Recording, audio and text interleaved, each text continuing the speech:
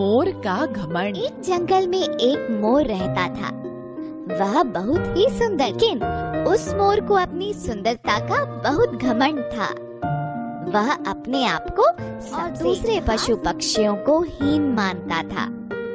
जब भी वर्षा होती, वह झूम झूम कर नाचता। तब अपने सुंदर पंखों को देखकर उसका घमंड और भी बढ़ जाता। वन के अन्य पशु पक्षी उसकी सुंदरता की तो तारीफ करते थे, लेकिन उसके घमंडी व्यवहार से परेशान थे। एक दिन सबने मिलकर उसके घमंड को तोड़ने का उपाय सोचा। शाम के समय जंगल में वर्षा हुई। मोर पंख फैलाकर नाचने लगा। तभी एक कोयल उसके पास पहुंची।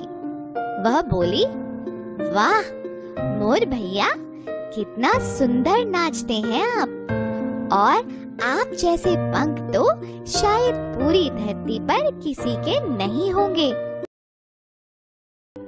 मोर घमंड से बोला, हाँ सो तो है ही।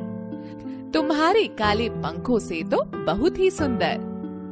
कोयल ने कहा, मैं तो आपके सामने कुछ भी नहीं। यह सुनकर मोर पूरे घमंड से भर गया और हंसने लगा।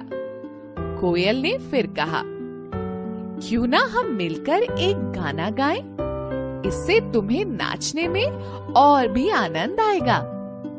मोर ने तुरंत हामी भर दी।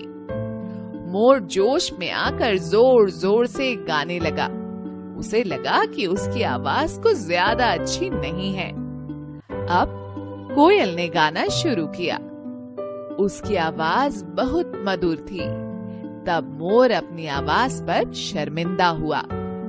कोयल की आवाज सुनकर जंगल के सारे पशु पक्षी वहां एकत्र हो गए। सबने कोयल की मधुर आवाज की तारीफ की। तब कोयल ने मोर को समझाया कि भगवान ने सबको अलग अलग गुण दिए हैं। किसी को भी अपने गुण पर घमंड नहीं करना चाहिए। प्रत्येक प्राणी में कोई ना कोई गुण अवश्य होता है। मोर को बात समझ में आ गई। उस दिन से उसने अपनी सुंदरता का घमंड करना छोड़ दिया और सबका सम्मान करने लगा। प्लीज